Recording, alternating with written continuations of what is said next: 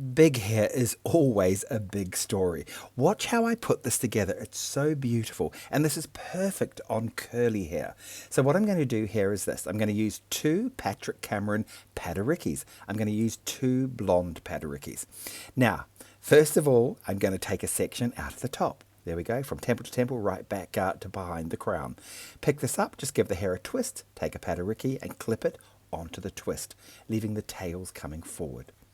Now bring the rest of the hair back, and again leave anything down that you want, and give that a twist, and take another Padariki and place that in. There we go, there's our second one. Place that in, now bring the tails over and just drape it over there like that, and just start to pin that in wherever you want. Again, the hair pads on the Padarikis are amazing. They hold all the hair grips beautifully. Take the top one back over, put a tiara on the front, and there's a beautiful, big, cascading hairstyle.